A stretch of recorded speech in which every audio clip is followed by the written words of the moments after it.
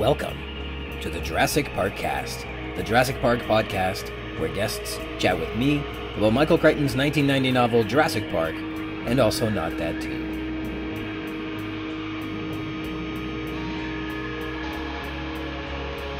My name's Ryan Rogers, and I'm a big dumb Jurassic Park fan. Welcome to episode 27, The Tour, recorded here after a fairly cool summer on August 17th, 2022.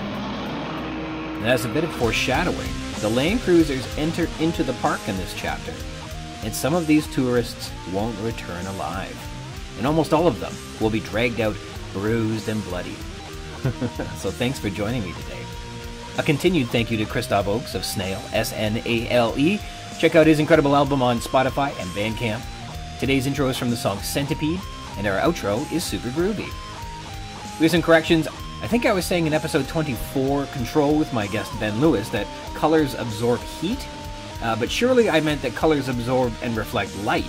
That was my mistake, and sorry for being difficult about that. And I thought the plural of apparatus would be apparati, but it's not, it's apparatuses. So Hippopotamuses in Apparatuses is the name of my next album, coming to record stores near you. In dinosaur news, the journal Nature announced a new strange dinosaur that's so strange that there isn't consensus among paleontologists of what it even is.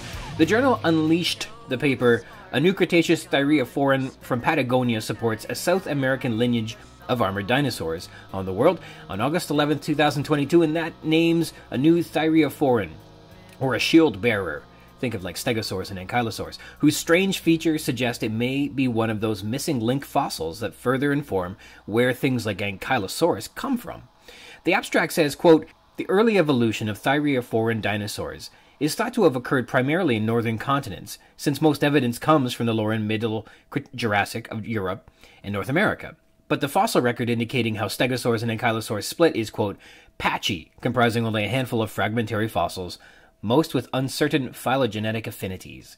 Well, this paper reports on Jacopele caniucura, a new armored dinosaur from the early Late Cretaceous, that's an oxymoron, of Argentina, which was recovered thanks to results from those phylogenetic analysis machines as a basal thyreophoran, or a stem ankylosaur closely related to Scelidosaurus or Scelidosaurus.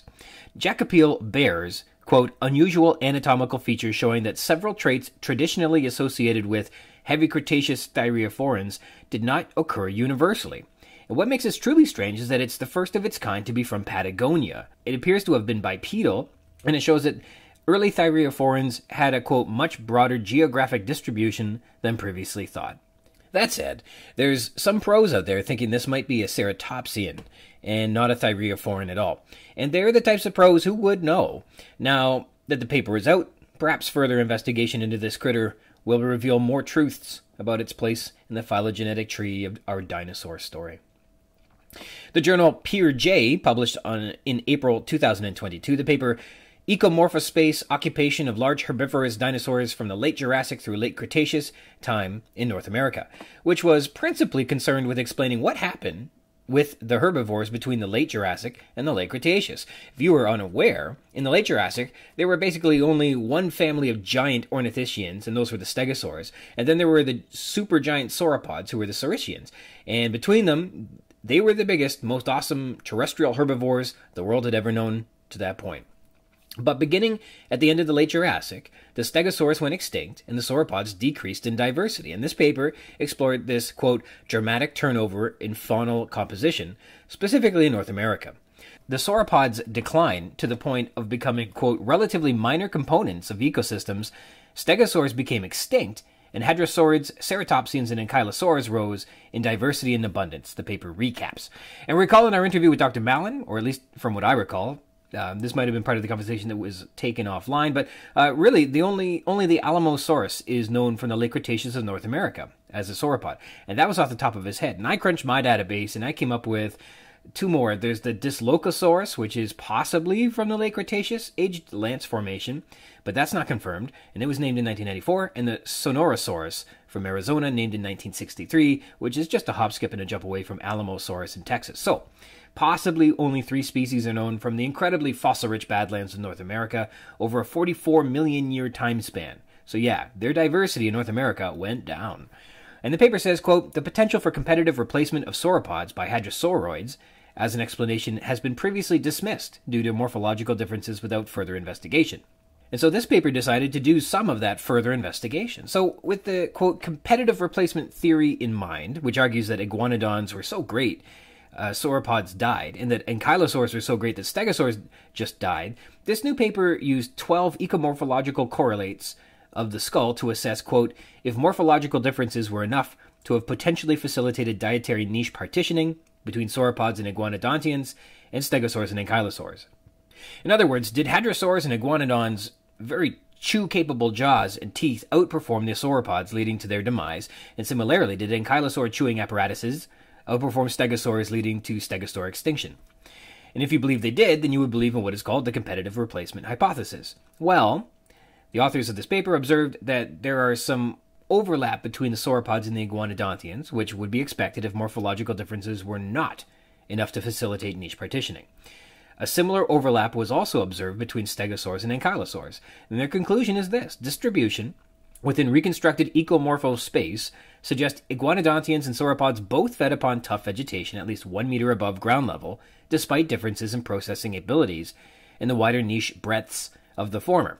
Ankylosaurs and stegosaurs also overlapped in dietary niche, feeding on soft vegetation, growing at or below 1 meter, whereas late Cretaceous ceratopsids occupied their own distinct dietary niches, feeding upon tough vegetation growing at heights below 1 meter. These results suggest that morphological dissimilarity between taxa, particularly between iguanodontians and sauropods, was not enough to prevent competition from occurring between these clades, as had been originally claimed upon the dismissal of the competitive replacement hypothesis as an explanation for the sauropod decline in North America.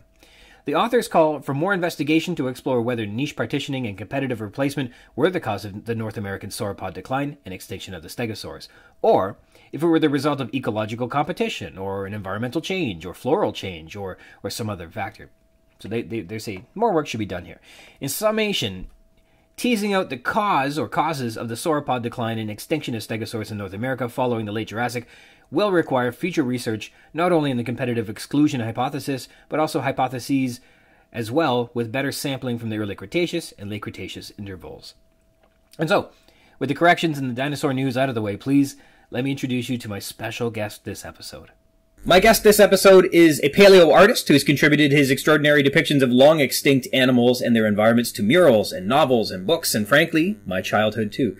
And he is the first guest to be on this show who is literally named and acknowledged in Michael Crichton's novel Jurassic Park. It is an incredible privilege to introduce my listeners to paleoartist Douglas Henderson. How are you doing today? I'm fine. Very good. So Douglas and I met while he was pursuing Montana's Badlands, scouring over the Cloverleaf Formation and taking in the 100-million-year-old sedimentary rocks, when he came across what he hoped to be a Dromaeosaur's terrific raptorial claw, but it turned out it was just me, and he had me go stand in the discard pile of disappointments while he soldiered on. Do you remember that? No, but I understand. Have you ever gone out prospecting for fossils and found like a cool Dromaeosaur claw or anything like that in the Badlands? I have been a minor participant in field work. Mm-hmm. I've discovered things. I found an Albertosaur tooth in a gully once and turned it in. That's cool. So the Albertosaurus has it comes down into the Montana area, does it? In the Two Medicine, yeah, in west central Montana. Oh wow! I sometimes forget how very far north Montana is, and Wyoming and stuff like that. Well, there's great Cretaceous deposits in Montana. They stretch all the way into Alberta, mm-hmm. and into Alaska, actually. So. That's incredible. So I've read that you've had like a lifetime of exploring the wilderness, and you mentioned you've been on like minor prospecting gigs. What's I guess the motive while you're out and enjoying the great outdoors? Are you looking for inspiration, or were you always just an outdoorsman, or?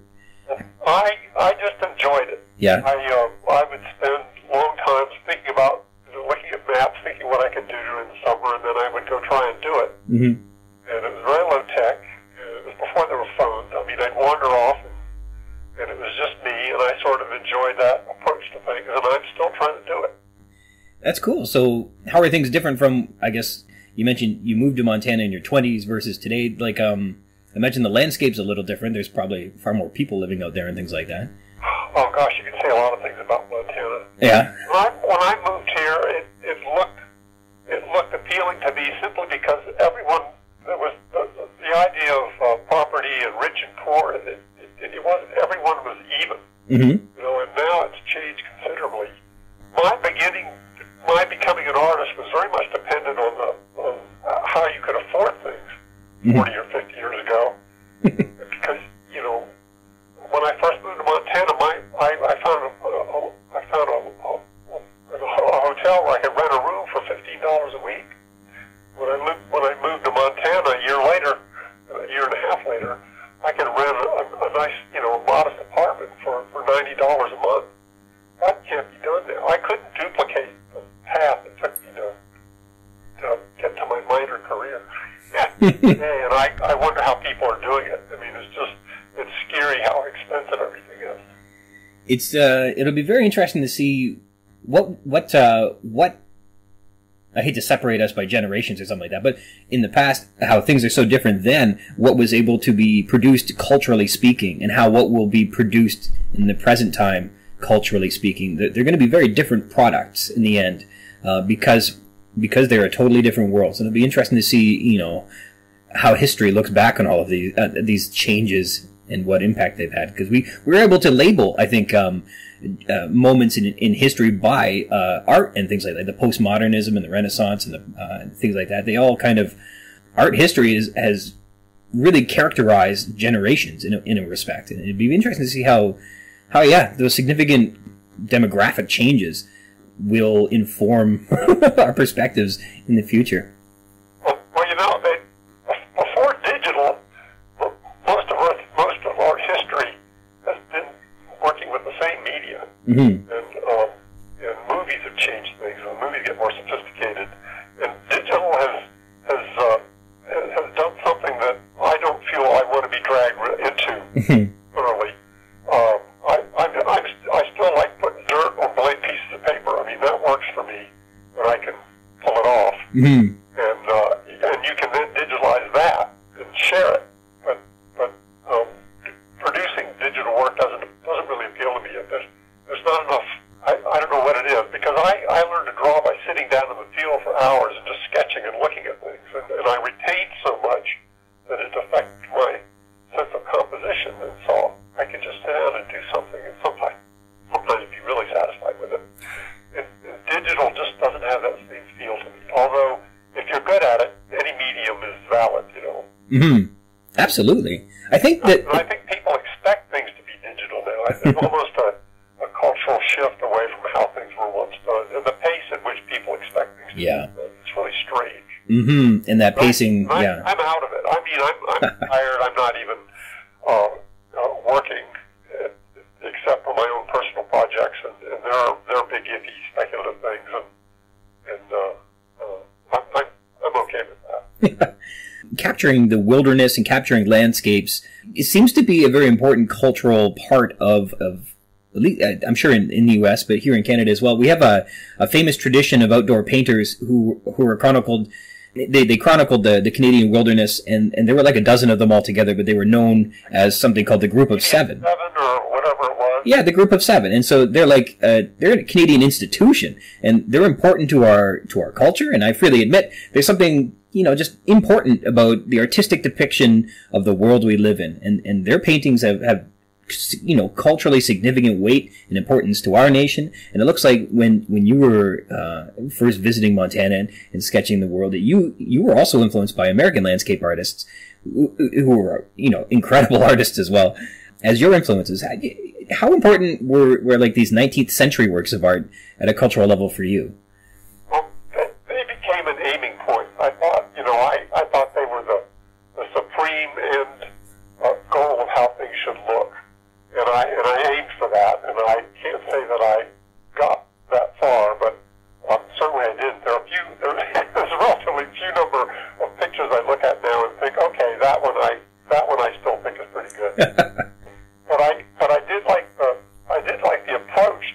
Photography was concurrent with most of the 19th century landscape stuff in the U.S., but still, artists were going in the field and taking sketches and then coming back in a elaborating on them by memory in their own selected style and technique. And that sketch to outline to finished work is something that I've always tried to incorporate into what I do. So that, in addition to the finished work, it was the process that I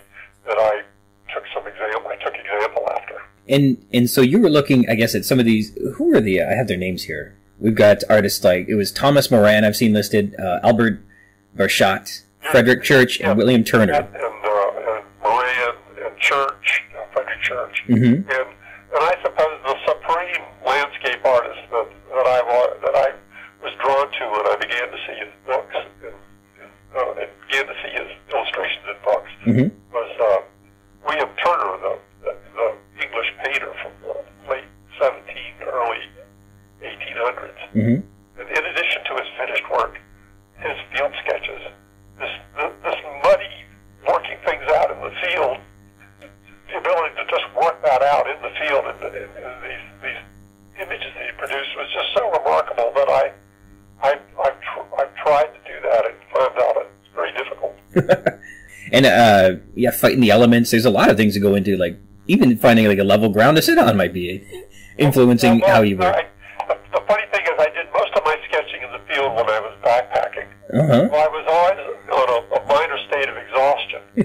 Sitting down was actually a very welcome thing to do, and it focused your mind. I would spend hours doing something, and I would be often pleased with the results. And meanwhile, you're swatting flies, worry about eating. But the nice thing about traveling for weeks or months at a time that way is you didn't have to be anywhere. There was no schedule. So if you sat down, it just indicated that you weren't going to get very much further that day, and that was fine. And I don't work that way anymore, and I miss it. Well, and maybe this is like a chicken and the egg question, but was it the Montana landscapes, or was it the landscape artists that first inspired you to start sketching down what was around you? I'd say it was a little of both.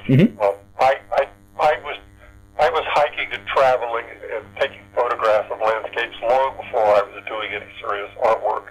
And I mean, I took bicycle trips across the country, and I hiked the Pacific Crest Trail, and I took repeated trips in the Sierras going up and down the range. I had a nursing job for a while in Kentucky where I lived, and I quit my job and I went up to Canada, and I walked down the Continental Divide from Mount Robson all the way down to Yellowstone, and that's how I ended up in Montana, and I've been here since.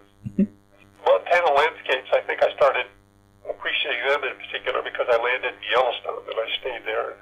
That's where I taught myself to draw. And in the process, I'd always been dinosaurs, and they would kind of walk into some of the landscapes. And I got sucked into paleontology just by chance. And actually now I'm trying to get back to Yellowstone. I actually want to take all those landscapes that I have been familiar with for the last 40 years and reconstruct what they looked like during the Pleistocene when the last of the ice was leaving. Oh, neat. Because, Glacier is thought of as a glacial park, and so is Yellowstone, but the ice is mostly, except for a couple of glaciers and the Beartooth, the ice is gone. But the signs of the ice are all there. And that's what I'm doing now. I'm still, instead of wandering around for months, I drive to the park and take a long day hike and drive home and duplicate what my youth, put it that way. It's and then there's a big difference between, like, when did you begin to recreate? I can imagine that the present Badlands, which have been scoured and dug out by the glacial movement, is very different from recreating what it looked like in its past, in the Mesozoic or in the deep past. Those environments would have been like riverbeds and things like that. Did you have to, I guess, learn to recreate an entirely different type of ecosystem than what you were traditionally looking at to begin to do your paleo art? Well, I would. Most of my paleo artwork was related to. I got invited into. So I was getting data of the two medicine in Montana when I was working with Jack Horner. Then I lucked out in getting a job with a paleontologist in Berkeley who was working in petrified forests, and he sent me just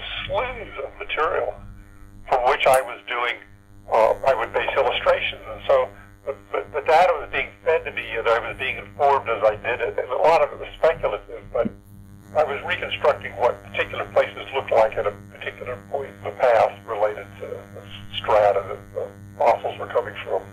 Mm-hmm. And with Yellowstone, you could do that with Yellowstone. I've considered doing a book that represented Yellowstone all the way back in time that corresponded with the rocks and strata that you can find there. And years ago, I pitched that to publishers, and nobody was interested. So, if you don't have any money and a publisher won't back you, ideas just die.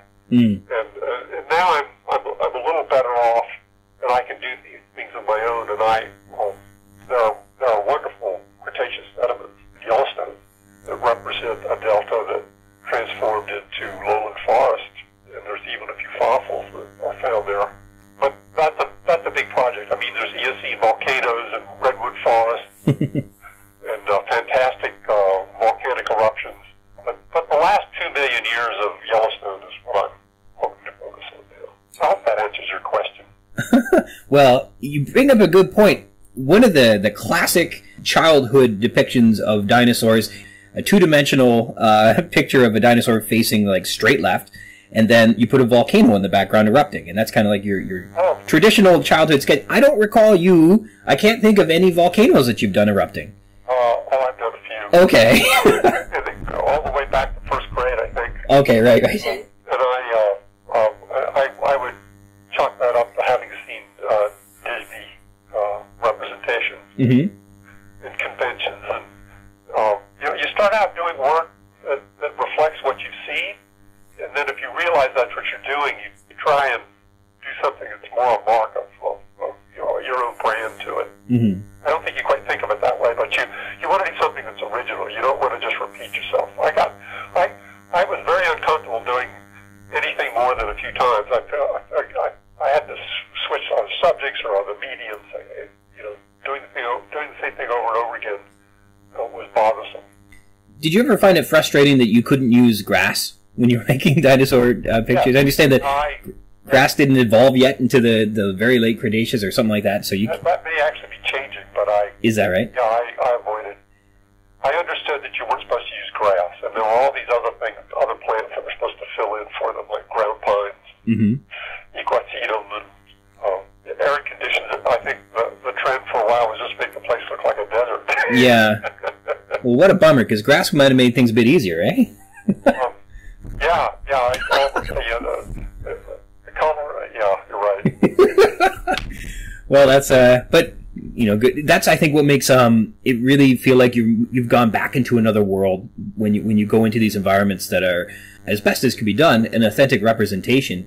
That's why they look different, as opposed to just looking like a dinosaur walking around in the park across the street or something, right? Speculative. I mean, I tried to put animals in environments, and I was way out in front of what the data would let you really do, and so I just did the best I could. A lot of it's just imaginary, or the association of the compositions were based on things I saw today that I just sort of tried to modify to the past. And if you do have cycads and maybe tree ferns and conifer forests, early flowering plants that very much resemble what you see today, then you had something to work with. But there's nothing I did that you could point to and say that's exactly what it looked like. That's not in the cards, I suppose if you had an entire scene that was just on a single piece of petrified wood, that would be about this. Well, you have the pollen in the strata, you have bits and pieces of plants, which you can't even wholly reconstruct properly often.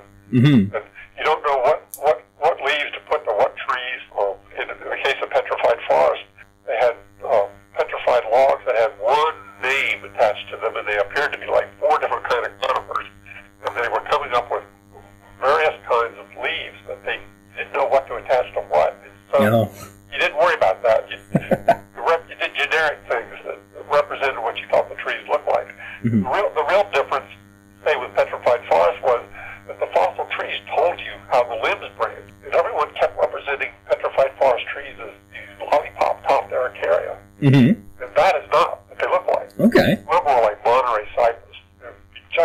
Super Utah junipers. That's what they look like.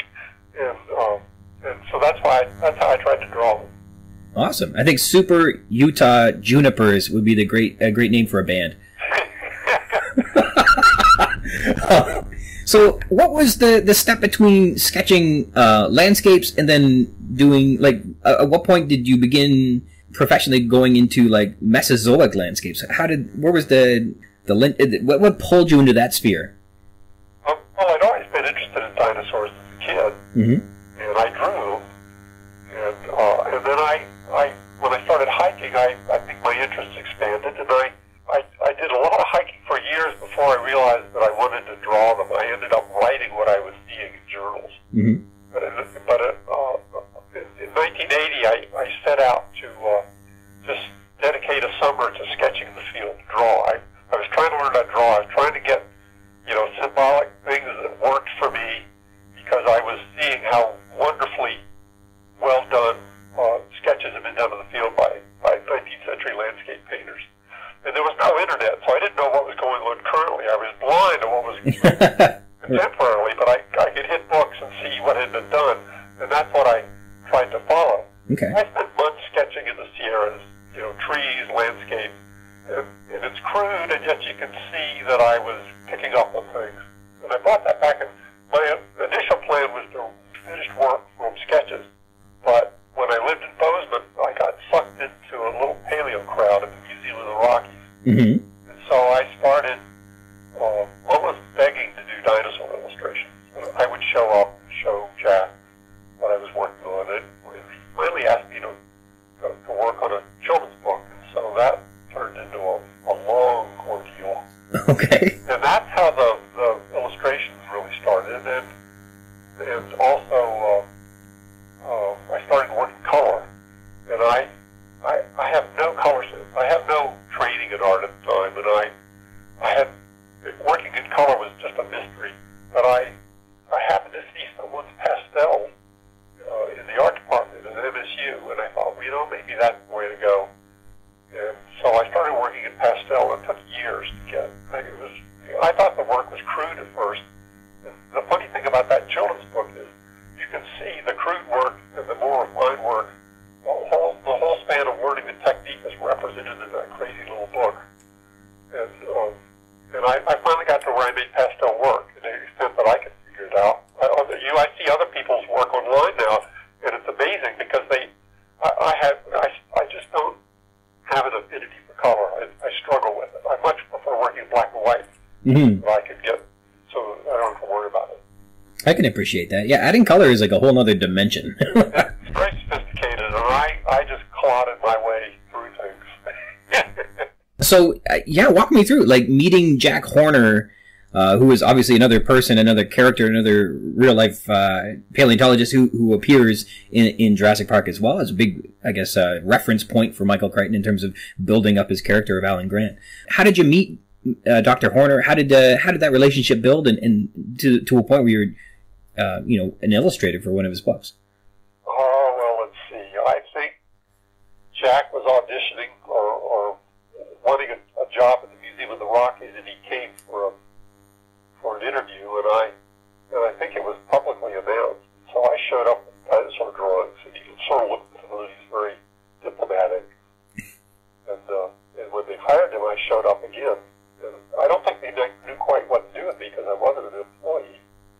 But he set me off on doing this children's book, and I took it seriously. I was doing other things in addition to that. I was doing my own landscape work and sketching and drawing and taking trips to the Sierras.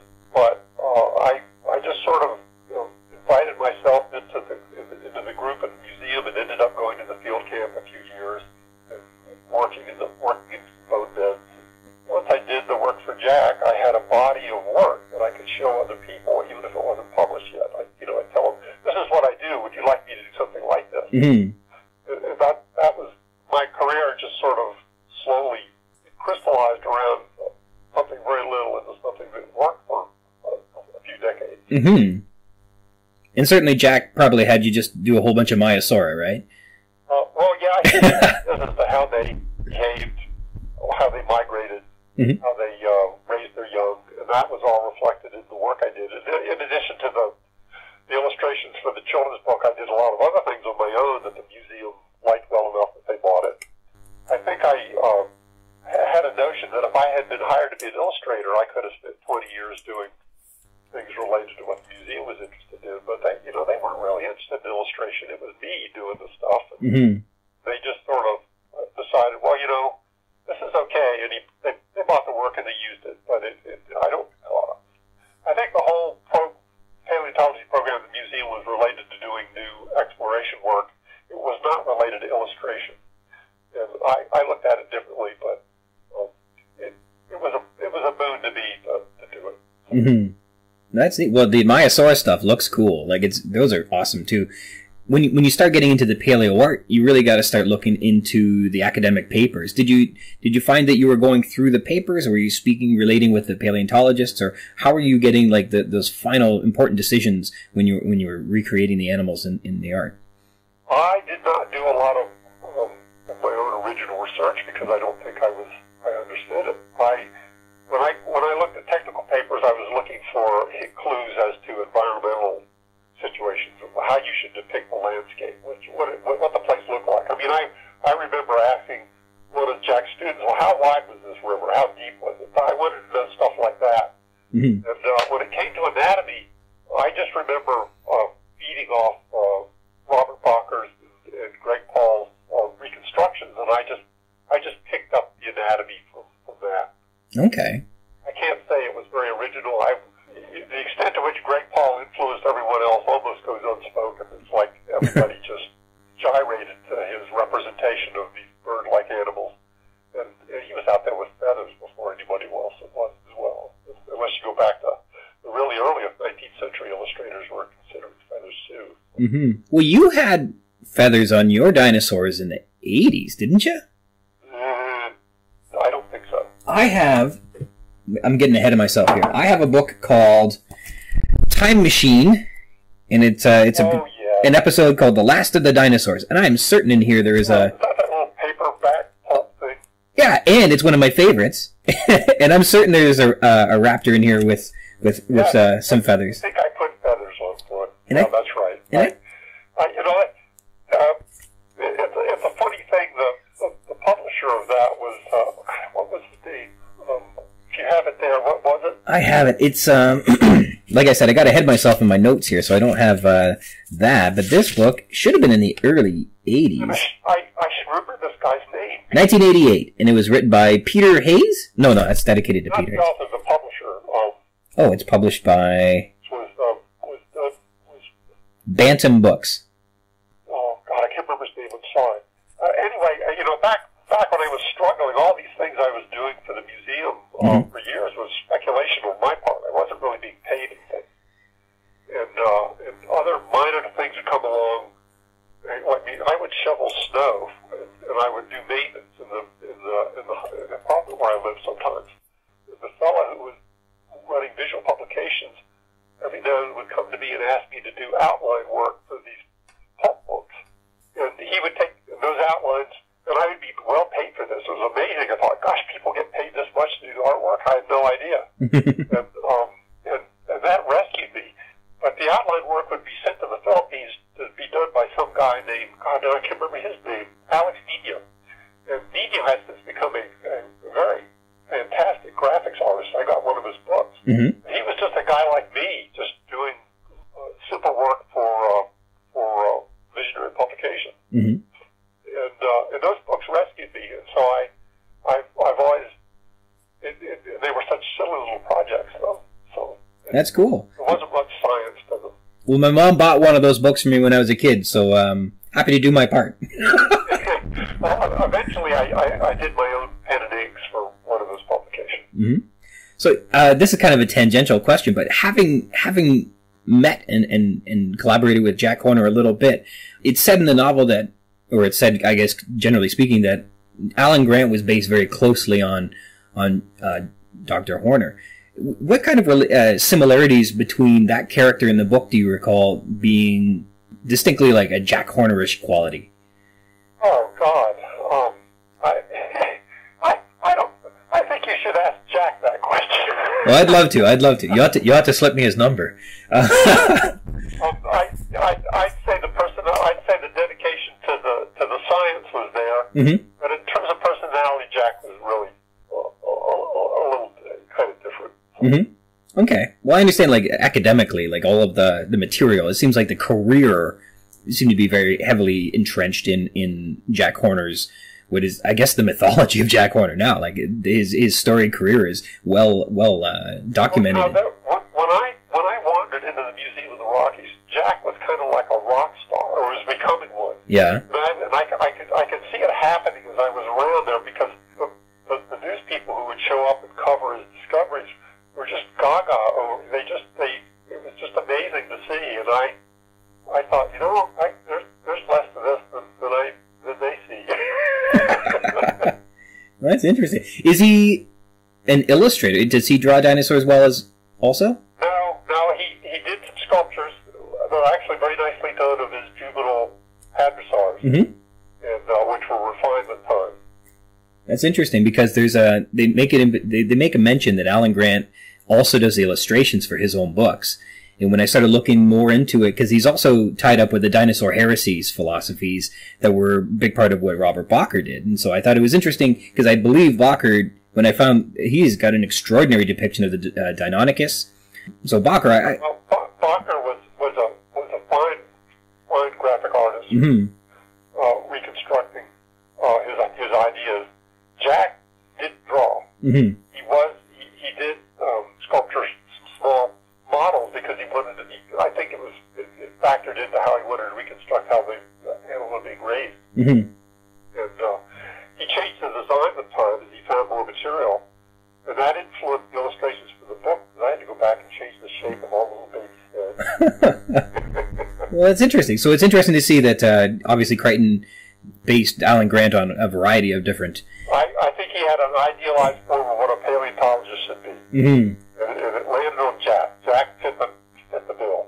He was so in the news for baby dinosaur stuff. Now, I'll have to, this is kind of a big segue, so I can brag about myself a little bit. But I remember when I was little, the first time I drew a dinosaur that I really, really loved was it was a Dimetrodon. I remember distinctly. I drew it in 3D for the first time. You know, when you're a kid, it's always just like left to right, and it's a profile image of the dinosaurs. It looks like it could be a cookie cutter or something like that. I still like that approach. Yeah, they're okay. Well, you gotta, profiles are cool. But, so this was a Dimetrodon, and it looks so cool, because I can still picture it. It had its head, and then its shoulders were kind of behind it, and then the frill tapered into the back, and then the rear hips were splayed out, and there's this lengthy, like, soggy looking tail that curled back towards its haunches. And I remember I could still picture it in my head. It's like, that was the first time, and I tried to recreate that with different dinosaurs and stuff, and I couldn't do it. I got lucky that first time. But the first time I drew a dinosaur, and it didn't look childish. I can remember that day. Do you have a memory of, like, your favorite thing to draw when you were just getting into dinosaurs, or like a watershed moment where you took that step and you go, yes, drawing dinosaurs could be something to be actually profitable as opposed to just fun? Well, my progress in drawing was embarrassingly late. I drew like crazy when I was in elementary school and junior high, and I was influenced. I think my biggest influence back then was Victory at Sea. It was a television program which was a compilation of World War II footage depicting the progress of World War II from the standpoint of naval operations. It was wedded with this magnificent score written by Richard Rodgers, mm-hmm. and that was on TV in the 50s, and I watched it. That's probably where a lot of my landscape ideas come from. But I drew war scenes. I drew bombers and soldiers, and I very carefully tried to reconstruct airplanes in various poses from technical drawings of front views and side views and top views, and that's what, eventually years later is what the same thing I was doing with dinosaurs. But anyway, Victory at Sea, you ought to look it up. It's very dated now, but the approach to representing history is out of fashion, because they put this magnificent music to war scenes. Okay, neat. And I almost think a similar expression to Victory at Sea would be the score to Star Wars. Okay, neat. Anyway, but yeah, I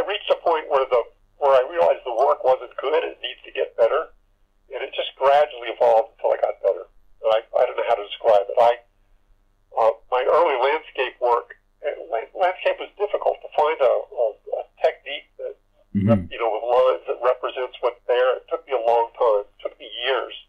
And I didn't have any schooling, and I suffered, I think, from the fact that I didn't learn any shortcuts.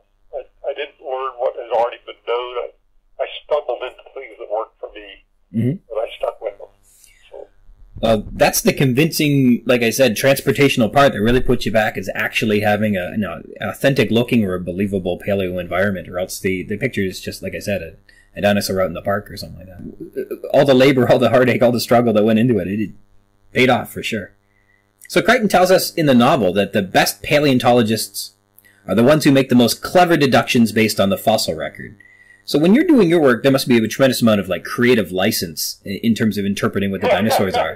But at the same time, there's a strict adherence as well to the science. How do you balance the important elements of what you imagine and what you need to put in? How do you balance that? Well, the thing that put me off seeing a lot of work that had been done over the years was the extent to which people would put too many animals in the picture. Okay, right. And I, wandering around in nature, you usually just saw one thing or one group of things at a time. And so it was the pace at which things unfolded that had a lot to do with why a scene looked natural. That's how I tried to draw them. And that would go right back to just spending years wandering around in the woods.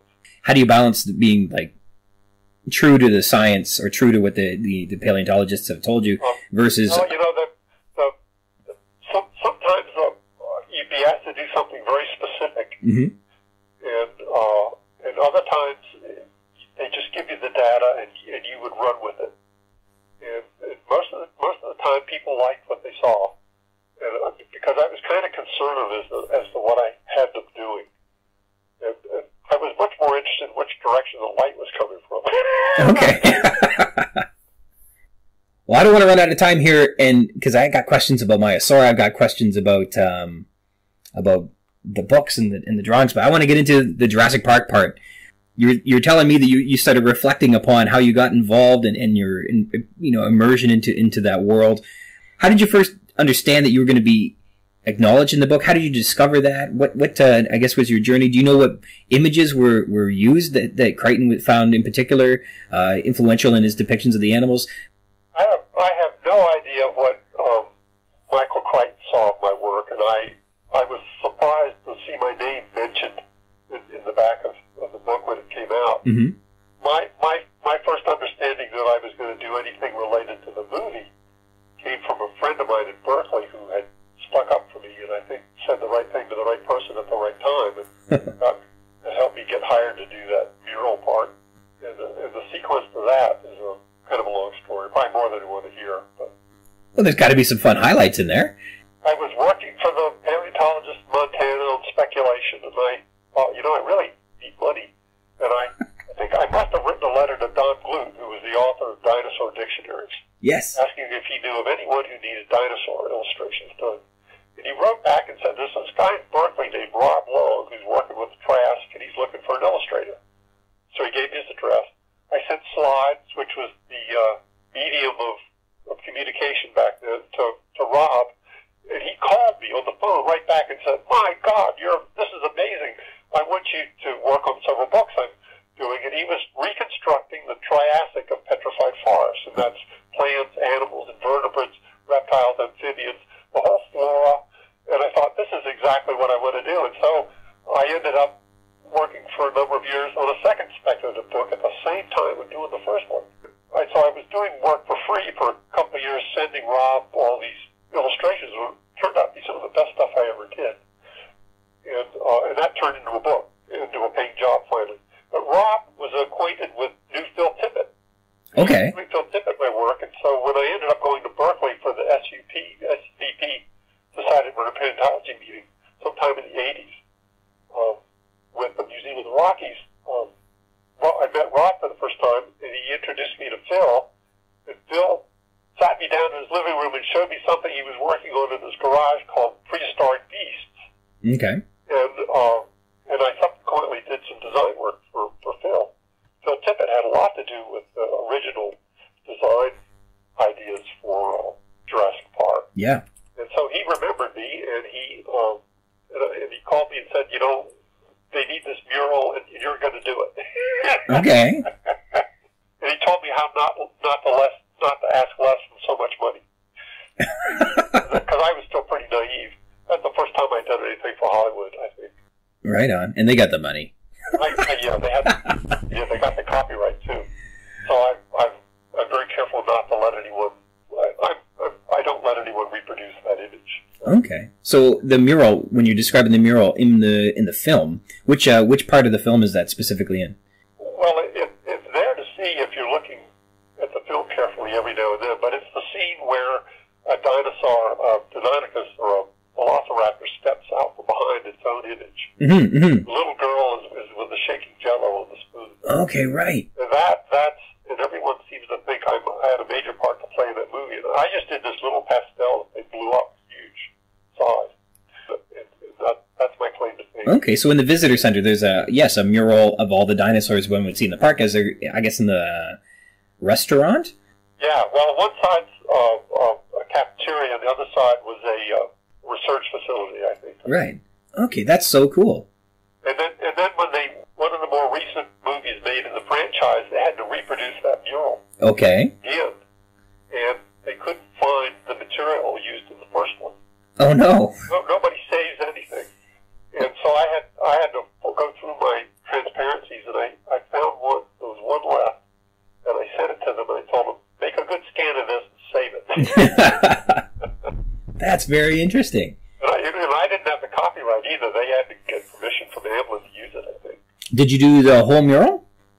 Yeah, but it was small. It was just a small pastel. Really? It wasn't more than 30 inches long and 12 inches high, something like that. And okay. They reproduced it. And I shot a 4x5 transparency of it.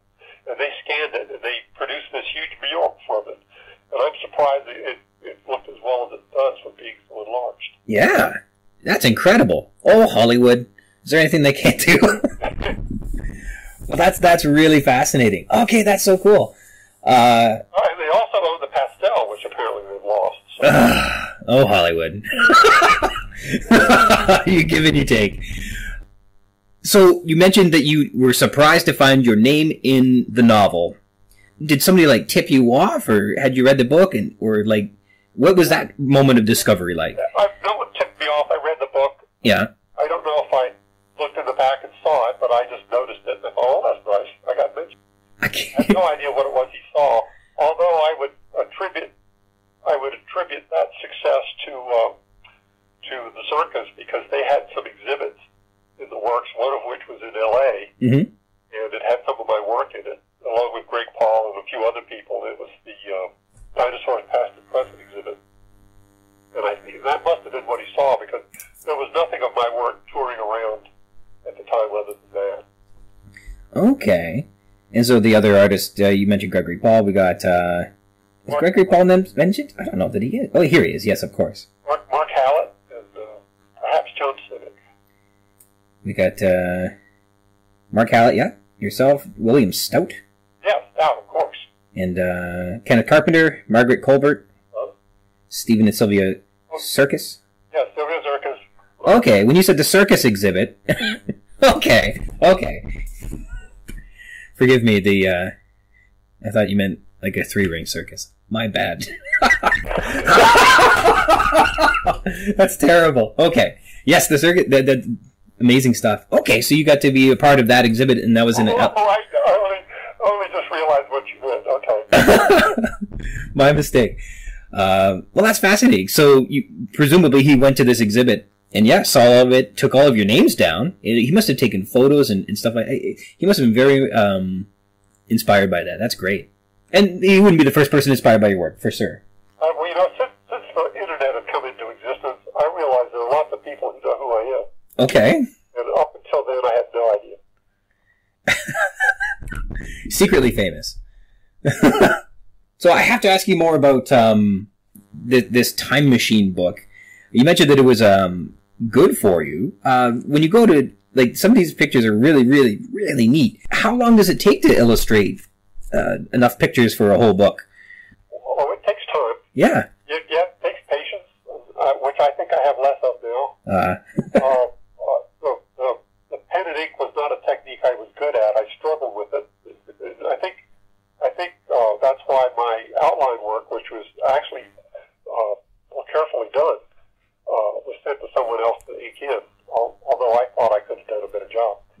Ultimately, they let me do one. It's okay. It's not great. I mean, it's really kind of naive pitted inkward. There's no flourish to it. But the compositions are mine, I guess. Like you were saying, with color, it's a different animal. But then when you are doing a black and white, the use of distinct tones and different grays and stuff like that. Like with the pen in this particular, it's black and white, and you got to use the contrast to your advantage, and it's really powerful, good focal points. Now, I was in the stipple. I was trying to get subtlety as best I could in the pen and ink. Mm-hmm. Well, there are some of these. I'm looking at them right now. Really cool, and there's so much. You're capturing a really interesting moment. There's a lot of life in each of the pictures, where the action's just about to start or something like that. It's really incredible. Well, when you talk about that emphasis on life, I'm thinking of my experiences in Yellowstone, in which tourists will stop dead in the road to see an animal. Mm-hmm. But they're driving through this landscape that they don't see. I get the impression people don't really see where they are, and I'm trying to correct that in myself at the moment, because I'm trying to wander off into places that are hard to get to, so I'm seeing something new. But it's the place rather than the creatures, although I enjoy herd buffalo. One of the localities in the novel is, of course, Snakewater and Chateau. Have you been into both of these areas in Montana? Snakewater and the Chateau. Chateau was Warner's Mayasara that camp between the town of Choteau and the Rocky Mountain front out in the plains. It's pronounced Choteau, is it? Okay. Yeah, I'm familiar with that. I worked there during a couple summers, not for pay, but just to be there. And then I showed up one day with a 4x5 camera and I shot landscapes in black and white. And I caught a storm that arrived in the morning, which was really spectacular. The lighting was just amazing. And I put it all away before the rain hit, but I wandered around on high points, and the People Ranch, where the two medicine strata are exposed, is kind of low badlands and gullies and a nice high butte. And on the other side of that butte was a Minuteman missile silo, and I thought that was kind of interesting. That is strange. You get these areas that are kind of untouched by man, and then a missile silo. Yeah, it was very, very, very open. Nobody there. Just a dirt road that was so long that it just sort of disappeared in the distance like railroad tracks, and it was remarkable. Nice landscape. It was great for photography. I did a few sketches, but most of the time I was just helping Jack undo bones, getting bit by bugs. So I've noticed in a lot of your artwork that you, in some instances, portray, I guess, the act of the hunt or the striking blow just before it occurs. But I haven't seen a lot of depictions of the actual predation of a carcass. Is that something you've done that I just haven't seen, or is that something you kind of have opted not to really journey into the guts of an animal? I remember doing one in which a couple of Albertosaurs are chewing on a hadrosaur in the middle of a river for a children's book that I did. But you're right, there aren't many examples. It's always like the anticipation is what That's right. That's more effective than the gruesome aftermath. So. Well, I suppose there's more life in the scene before the life has been taken, right? So that's a more animated portrayal to depict, for sure. Well, that was the neat thing about Tippett's Dinosaur Beast, which was a stop action. You know what it is. Oh, yeah. Yeah, okay. Is the slow, the pacing of it, and the lovely light, and then the indication of danger, which is simply first glimpses of danger, and then it elevates to complete slaughter. Yes. Yes, that scene where the Tyrannosaur is encroaching upon the Centrosaurus. Is it Centrosaurus? And I think he's... It's the little Centrosaur eating flowers. Yeah, it's a wonderful scene, and then he gets stalked, and yeah, the inescapable termination is really impactful. It's pretty intense. It's more intense than anything in Jurassic Park, which is saying something. Yeah, and it was genius, and the thing is, he wanted to do more stop action like that, and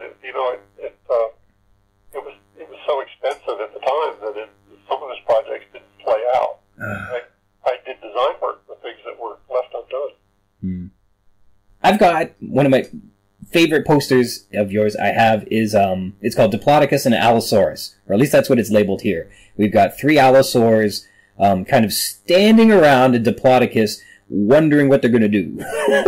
And I think the Diplodocus is wondering what they're going to do as well.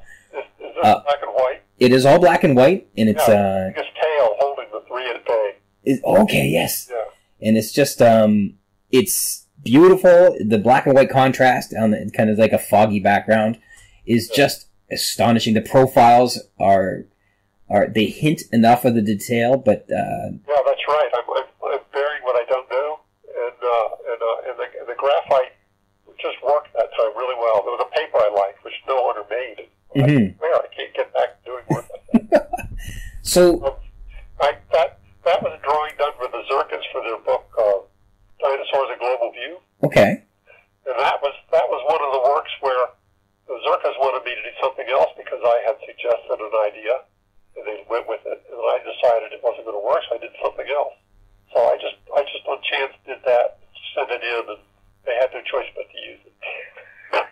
I see. Well, it's amazing. So how big is the original? 18 by 24 inches. I rarely worked larger than that. Really? It's astonishing how much detail you get. Well, pencil point, you can do a lot in a little space. Yeah. Well, I suppose there's people who do like artwork on grains of sand, so I believe you, but it still blows me away, that's for sure. I guess the other thing to mention is that the original drawing is probably not as contrasty as the finished. Okay. Because I would do my own copy work, and I had a bedroom set up with lights and, set at the right angles and curtains so that I was basically in a great big camera shooting where only the light was going on the artwork. And the graphite was so glossy, I had to polarize it, put the light at greater and greater angles to the surface of the painting. That what was on the film had more contrast than the original work, and it was the image of the film that gets published. Right. And I got to the point where I actually anticipated doing that for all my graphite work. I used the polarization, and also when you sprayed it with fixative, the blacks got blacker than the graphite. And so I just tried to factor all that in when working out how it would look when reproduced. Yeah, just amazing. And so, like, when you're working with graphites, or especially with these, like, how do you work out, like, go from left to right, or how do you keep your hand from? I mean, what is your strategy for keeping from smudging or something like that? Oh yeah, smudging was a problem. So I would do all the dark work first. Yeah. Then I would fix it with fixative. Okay. And then I would go in and do the background and the midground, and where the graphite contaminated what was already done, I could remove it without damaging the dark work because it was under the acrylic layer. So I would do the dark ground first. All the Bristol paper and soft graphite just does amazing total values. Then I would use a knead eraser to pluck stuff away if it got too. If I wanted to get some sort of odd little detail, I could pluck it away with a knead eraser, so I could put it down, pick it up. It was an interesting way to work. It worked for me anyway. So there's like a bit of text that accompanies the poster. Would you have provided the text, or would that be something that somebody else added? I may have written it, I'm not sure. Oh yeah? Okay, right on. It sounds like you're doing, is this a big poster with text along the bottom? Yes. Yeah, I probably wrote it, and it was published by Roger Dean in England, I think. It says here it was made in 1990, the same time as Jurassic Park came out. The same time the book was published. Yeah, amazing. This has been so cool. I have to say, some of the Triassic stuff as well that you've done, I don't know how with a pencil you create humidity, but the pictures look sticky to walk around in. And people tell me these sensations that these works bring to them, and I said, all I can say is that's what you're bringing to the artwork. I suppose so. The artwork works. It isn't just the thing itself; it's what you bring to it, and how you respond to it. So. Well, but the artwork provokes that, I suppose. Yeah, I suppose. Something okay, that's amazing. Anyhow, I don't know how you do it. If I could do anything better, it would be draw backgrounds, because they make all the difference in the world. And you master them. Well, this has been a wonderful time. Was there anything that we didn't get to that you were thinking, boy, I'd love to talk about that? Oh no, this is fine. This has been awesome. I really appreciate it. Thanks so much for joining me and agreeing to do this goofy podcast. All right. Well, I enjoyed it. It went better than I thought. So. Well, I'll take that as a compliment. I mean, your questions are pretty sophisticated. Let me put it that way. Well, thank you very much. I enjoyed this, and someday if some other famous thing happens, you're welcome to try again. Okay. Well, all right, I will. And thank you so much. It's I had never thought when I got the poster, I never thought I'd ever get a chance to chat with you. So this has been wonderful. All right, an incredible thank you to Mr. Douglas Henderson for joining us on the podcast today. Here is the truth. I used to cut pages out of Time magazine and National Geographic whenever they had a dinosaur special and put those pictures from those pages up on my walls, and I put my own sketches up all over the place on my room. But I've in my entire life only ever bought one piece of dinosaur artwork, and that was Douglas Henderson's Diplodocus and Allosaurus, which is so haunting and enthralling. It was a real privilege to have him on as a guest today. So thanks, Doug. This week's text is The Tour, spanning from pages 134 to 137. As a synopsis, amidst arguments and drama between Malcolm and Gennaro, the tour begins as the consultants and kids climb into the automated Toyota Land Cruisers and begin their park tour. They visit the Hypsilophodon Highlands, seeing the Hypsilophodons and Othnielia in their paddock. Characters. We have Ed Regis. Regis ushers everyone along, continuing the tour. When Tim asks to ride with the consultants, Regis says they've got technical things to discuss, saying Tim must ride in the second cruiser, though makes no mention that it's strictly 2 or 4 passengers per vehicle limit. On page 134, we're told. So Regis doesn't care about the rules. He just doesn't want the kid in there. So to appease Tim, Regis says they can listen in to the first car when he turns on the intercom. And they immediately overhear Gennaro being very upset with Malcolm on 135. So Regis interrupts them. And he presents the Land Cruisers as environmentally friendly and adroitly lets the first car know that the kids can hear their argument via the intercom as a friendly reminder. Interrupting the argument in the first car, Regis begins the tour, which launched with an automated fanfare of trumpets, and the interior screen flashes "Welcome to Jurassic Park," and an automated pre-recording by Hollywood elite Richard Kiley impressively welcomes them. And Regis boasts that they spared no expense to bring Kiley in to lead the tours on 135. We have a woman. Beside Ed Regis is this woman, and she's handing out pith helmets. If you're having trouble envisioning a pith helmet, think of it as the type of helmet you might wear if you were presuming someone is Dr. Livingstone. They're also known as a safari helmet, popularized by European travelers and explorers who traipsed about in Africa and South America and the tropics. And they have like a brim for the sun and are topped with a peaked, almost dome shape. And these hats feature Jurassic Park on the headband around the dome and a blue dinosaur logo. There are 2 black men. 2 black men in safari uniforms open the doors for the passengers on page 134, and they also close the doors for everyone once they've climbed in the vehicles as well on 135. We got Tim. Tim asks to ride with the 4 consultants because he'd rather not ride with Lex and would be interested in the technical things they might be discussing, we're told on 134, and he acquiesces because he can overhear the conversation via the open radio between the cars. Oh yeah, and Tim has binoculars all of a sudden. On page 136, there's no mention of binoculars until right now, and Tim's got them. Were they in the car? Was he carrying them? We don't know, but he's got them now. When a mating call is played to stimulate the animals, 6 lizard heads poke up above the 3-foot-high yellow grass, to comical effect, making Tim laugh on 137. And it's blasted a second time, and the animals react exactly the same way. This fixed repetition of the behavior was striking to Tim. And we should take note, because what Tim notices, we should notice. Pay attention. Because this fixed repetitive behavior is going to repeat with other herbivores as they move along. Lex, waiting to board the Land Cruisers, Lex pounds her fist into her baseball glove on 135, and Lex is eager to see the dinosaurs at their first stop on 136, and she is astonished to hear that the dinosaurs might be up in trees. She thinks that's fun. But the animals aren't doing anything, and Lex finds that boring on 137. Ian and Malcolm rides in the first Land Cruiser as they depart. He and the other passengers are talking and pointing and clearly are excited, we're told on 135. And he's drawn the ire of Gennaro. Obviously, his "things will become clear later on in the tour" comment is being taken like he's being coy and puzzling rather than just being forthright, and Gennaro doesn't like it. Sattler, she also rides in the first Land Cruiser, and she's among the people talking and pointing and being clearly excited, as well as Grant. Grant also rides in that first Land Cruiser, equally pointing, equally excited.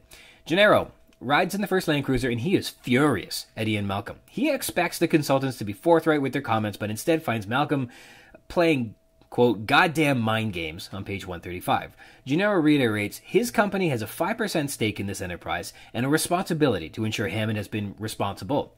Gennaro represents his investors, and so I guess this would come with sort of a client-attorney privilege, which he cannot do in front of these kids, which upsets him. Quote, I have to be able to speak freely, he says on 135. The kids don't really keep him from asking important questions. They just keep him from swearing without feeling like he's harming innocent ears, right?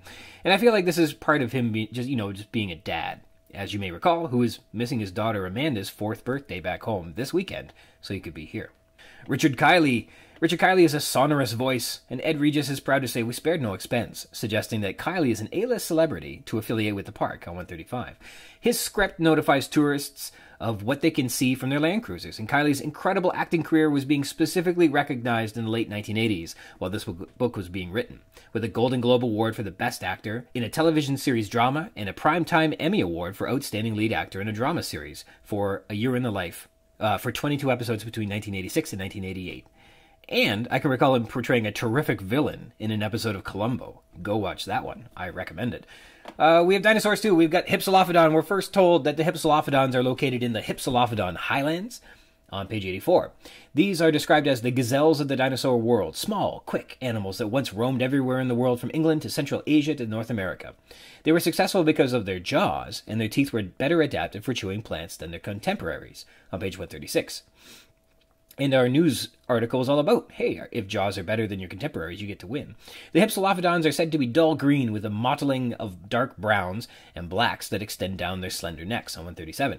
They're said to be as smart as domestic cows, and then they behave like domestic cows, chewing and working their jaws. In our interview last episode with Dr. Jordan Mallon, he said explicitly that these dinosaurs didn't have the jaws to chew like a cow, or really at all, in fact. Later in the book, we're going to get into gastroliths, which are exactly what you would swallow if you weren't chewing your food, which these ornithischians do. In any case, the intelligence of a cow doesn't necessitate the physical capabilities of a cow, and it seems Crichton may have become a little confused in this respect. These animals have 5-fingered hands, and when one scratches her head, the gesture gives it a pensive and thoughtful quality. And Kiley tells us it's because the animals have a skin problem, perhaps a fungus or an allergy, and the veterinarians are unsure of it. Hypsilophodon is typical of almost all the dinosaurs from this novel. Almost all of them were discovered before the turn of the 20th century. It was found in England in 1849 from the Wessex Formation, housed at the British Natural History Museum with the holotype number NHMR197, known from a skull. It's an early Cretaceous herbivore named in reference to the Hypsilophus, which is the name of a genus of iguana, and odontos is Greek for tooth. So it's another iguana-type name, and Hypsilophus does mean high ridge, as is described in the novel.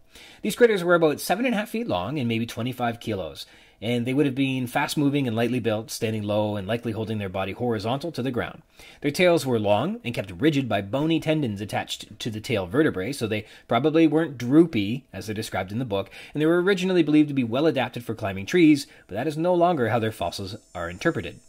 In the novel, this matches up pretty well. They may have bodies about 4 feet long, the same size as a deer, according to Tim, and so they'd have a 4-foot body, a lengthy tail, and a long neck, and so about 7.5 feet. Kiley mentions their teeth, so let's get into that.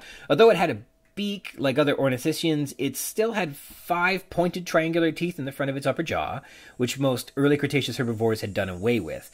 In the back, they had 11 teeth in their upper jaw and 16 in the lower jaw, and their rear teeth were fan-shaped. Their skulls were short and relatively large, with a triangular snout, ending in a sharply pointed beak, and they had very large eye sockets, and so perhaps big eyes, and if so, maybe that made them nocturnal, but that's just extrapolating on the size of the eye socket, who knows. Kiley says you can find these animals in the plains ahead, or up in the trees on 136, which is in concert with some dated interpretations of the fossils, as mentioned. At 7.5 feet long and 55 pounds, while described like a gazelle in this chapter, their dimensions are more reflected in the shape and size of a big kangaroo. And they're said to bound away like kangaroos, showing their full bodies with, quote, massive hind limbs and long tails on 137. The animals aren't moving, so a mating call is blasted over a speaker by the fence, which presented a long nasal call like the honking of geese on 137, and then 6 lizard heads poke up above the 3-foot-high yellow grass to comical effect. The mating sound is blasted a second time, and the animals react exactly the same way. The fixed repetition of the behavior was striking to Tim, and the gears grind in the car as they pull away, and that frightens the animals who bound away like kangaroos. The hypsilophodonts are considered a broader category of animals, of which Othnielia appears to be a subgroup, and so they speak of hypsilophodonts, but not necessarily hypsilophodon, although they all appear in this book here. Othnielia. Crichton says these are dark green animals, about the size of a baboon, who happily sit up in the trees, even though they're the gazelle of the dinosaur world, says Kylie. It looks like a lizard standing on its hind legs, balancing itself with a long, drooping tail. Othnielia are today synonymized with a dinosaur called Nanosaurus, which means pygmy lizard. They're about 3 feet long, were classically discovered in 1877, way before the turn of the 20th century, like almost every other critter in this book, and the holotype was uncovered from the Morrison Formation in Utah. The holotype YPM 1913 is housed at the Yale Peabody Museum and is comprised of impressions of the dentary, the postcranial bits including the ilium, thigh bones, shin bones, and a fibula. These guys are from the late Jurassic. Localities. We have outside the visitor center. Outside the visitor center, which we call as a 2-story all-glass and steel girder design, our group will begin their tour of the park. Their Toyota Land Cruisers emerge from an underground garage beneath the visitor center, and they are driverless and silent. From the visitor center, there is a cable in the roadway that guides the electric vehicles through the park. The first Land Cruiser. Grant, Sadler, and Malcolm climb into the first Land Cruiser with Gennaro. Mounted in the dashboard are 2 computer screens and a box that looks like a CD-ROM. A laser disc player controlled by a computer on page 134. The Land Cruisers also have portable walkie-talkies and a radio transmitter too. Each car has 2 antennae on the roof and night vision goggles in the, quote, map pocket. So maybe there are more types than this, but I'm not a big car parts nomenclature kind of guy, but apparently there is a seat back map pocket, which you can picture on the back of a seat that you rummage through while you sit in the rear, or like when you're on an airplane, those pockets there. And the other is the map pocket on your door, which is that area that, the place where people just like cram junk in those holes, with all kinds of garbage and wrappers and stuff. Well, now you know there should be a map in there, not your crap. Or, in this case, a pair of night vision goggles. And in the second Land Cruiser, Regis continues babysitting with Tim and Lex in the second Land Cruiser. Tim sits in the front seat, which he likes, and the Land Cruiser move with an electric hum. And remember, they're electric, and that's important. Regis says the cars were custom built by Toyota in Osaka, Japan, to be lightweight and electric, to be non-polluting, which is a Jurassic Park policy. And the gears grind on 137, we learn as they move on past the Hypsilophodon highlands. On page 140, we'll learn more about the gear shifts acting up. That noise, though, scares the animals away. And we get a bit more information on the Isla Nublar. The first port of call during the tour is a grove of low, stumpy palm trees, which Kylie names as cycads, the, quote, prehistoric predecessors of palm trees on 135. There are also bennettitalians and ginkgos, as well as more modern plants like pine and fir trees and swamp cypresses. Bennettitales are, quote, seed plants, which were around throughout the Mesozoic, and ginkgos are ginkgos and deciduous trees with big, almost clover-like leaves, though they're not grouped in 3s and 4s. The fences and retaining walls are screened by greenery, heightening the illusion that they're moving through real jungle, we're told on 136. And finally, we have the Hypsilophodon Highlands. The first stop on the tour, heading south, is from a low rise, where there's a break in the foliage, providing a view to the east. Quote, they all look to the left, we're told on 136, and there's a sloping forested area which opens into a field of yellow grass about 3 feet high. There's a loudspeaker mounted by the fence, we're told on 137. So we got some neat allusions and references. Here we get Othniel Charles Marsh is mentioned, one of the infamous members of the Bone Wars. Marsh was the Yale Museum man who named scores of animals. The Othnielia is now synonymized with Nanosaurus, an animal that Marsh discovered way back in 1877. And I guess was named after him too, Othniel Charles Marsh and the Othnielia. Now it's Nanosaurus though. Stylistic techniques. This chapter begins with a quote. This way, everybody, this way, on 134. And that's a great way to enter into a chapter. The big tip on screenwriting everybody gets in Screenplays 101 is to enter a scene late and leave early. It means you're getting right to the point without spelling it out for your readers. And this is almost starting mid-sentence, as we already know we're midway through the tour, so this works out quite effectively. We have the M-dash. Now you goddamn come here, M-dash. Oops. I didn't ask for these goddamn kids to come. Turn off that intercom, guys. Here they're interrupted, I guess, as Regis turns the intercom off so the kids don't hear Gennaro just cursing away. Ellipses, 2 to 4 passengers to a car, please, ... on 134. This is the automated voice speaking, and it indicates that it's going to continue repeating. That ellipses suggested that message just keeps looping on and on and on. So the ellipses does a good job of implying that. Capitalization. Welcome to Jurassic Park. All capitals flashes up on the screen as the tour begins, because how else would you know you were welcome and entering a Jurassic Park without capitals? I guess it's another way to add emphasis. It certainly stands out. We always can kind of call that shouting in our emails, right?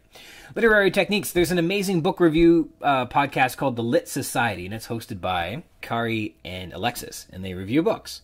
And they review Jurassic Park in a 2-part series, and credit where credit's due. They rightly observed that Lex's baseball mitt is symbolic for her association and relationship with her father.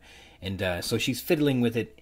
So anyhow, all shout out to them. They made an excellent observation there, and I'd love to have them on to talk about this book because they had some terrific insights as they went over it. So in this chapter, when Tim looks back at Lex and she's pounding her fist into her baseball mitt, that symbolism is plain to see. Tim doesn't want to ride with her with the disapproval and ugliness that his father represents, making smacking sounds with each hit of her fist into the leather. He's hoping to escape into a delightful land of dinosaurs, escape into a dream come true, but this overbearing shadow of his father is still here, in this park, right at his side all along the way. Similes, quote, bound above the grass like kangaroos on 137, which is a great simile because we know what kangaroos look like, especially when they're jumping, so we can associate that very clearly with the Hypsilophodons. Motifs. The ideas of responsibility and safety continue here. There are rules on the tour. Apparently you must wear a helmet, which is this pith helmet handed out before they get into their cars. And the cars may only have between 2 and 4 passengers. All passengers under 10 years of age must be accompanied by an adult, we're told on 134. Why it's not 4 people max to a vehicle, and instead there's a restriction of only between 2 and 4 is strange, like somebody can't ride solo. It's against the rules? I don't know. More important, and perhaps this will further inform Grant's reaction at the end of the novel when he pins Gennaro up against the wall. Way back in episode 10, Cowan, Swain, and Ross were told that Gennaro doesn't trust Hammond because Hammond is under too much pressure.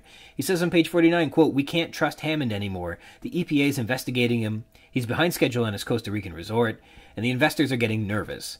There have been too many rumors of problems down there. Too many workmen have died. And now this business about a living Prucopsit whatever on the mainland? We're told on 149. Put it this way, Gennaro knows that animals are getting off the island. He knows that people are dying, and specifically that too many workmen have died. And even the investors are hearing rumors of the, quote, problems down there. He knows it's not safe. He's basically here to see how bad it is. But he's keeping what he knows private. He doesn't ask about deaths at the park. He doesn't ask about accidents. Only about animal containment and wondering if the consultants believe it's a safe setup. If he knows about, quote, too many deaths, that seems like it should, come up during his inspection, right? And it doesn't. And now he's got these kids here. Obviously, responsibility and safety is not top of mind, even for the consultants, or at least for Gennaro, who's leading the consultants and their investigation. And the illusion of control continues. The animals aren't under control. What's happening to the animals isn't under control. The animals in their settings are not under control, especially with the Hypsilophodons in this chapter. Kylie tells us it's because the animals have a skin problem, perhaps a fungus or allergy. The veterinarians are unsure so far. Again, these are animals out of time in a new environment that doesn't work for them. And they don't fit in. And this is a continued theme in the novel, always present, that the animals don't fit in to the containers that Jurassic Park has built for them. A little bit more here for our ecological criticism. We just have a little note that electric cars are something that Jurassic Park prides himself on, and they have a non-pollution policy, which I guess they must adhere to. So that's very interesting in this. Just a quick little mention on page 134. Let's have, some further discussions, maybe this one on marketing. Here we get a little bit more of what Ed Regis has been working on. Recall the first sign we saw was just painted red on a board saying Welcome Jurassic Park.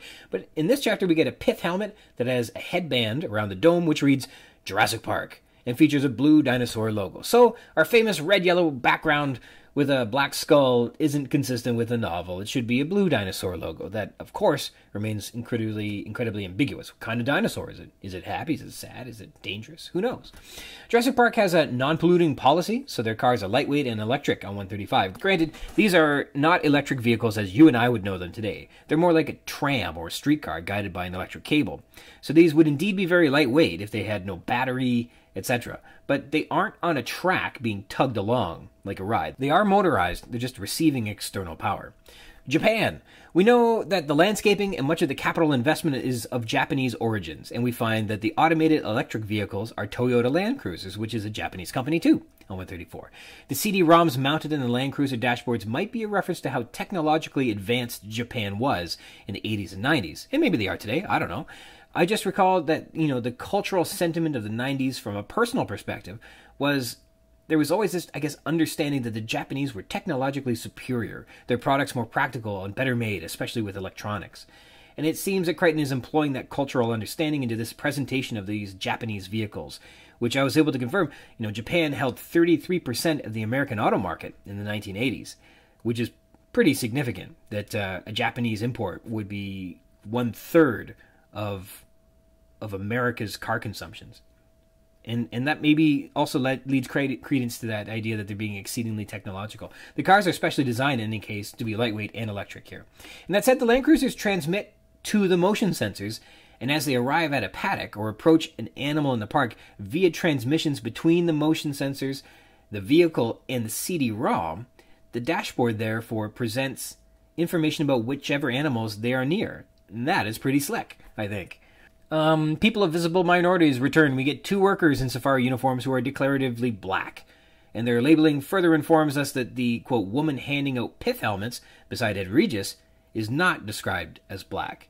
They're uniformed, and they're performing as valets or like concierges, though they don't say anything on page 134. Instructions are given, but it's given by a recorded voice. So these are 2 more workers, specifically declaratively black, that don't get lines and don't say anything. They just open and close doors for people. Automation. The Toyota Land Cruisers operate by automation, and a recording of a voice asking for tourists to observe the car capacity limits happens here. So, again, staff don't have to do either of these things, although apparently staff do need to be there to open your door. So that part has not... It seems like that could have been automated, doesn't it? Anyway, feminism. A new woman appears. She says nothing, and she just stands beside Regis handing out pith helmets to people riding in the cars. So we got a new woman. She doesn't do a thing, really. Child of the 80s. Mounted in the dashboard are 2 computer screens and a box that looks like a CD-ROM. A Laserdisc player controlled by a computer on 134, we're told.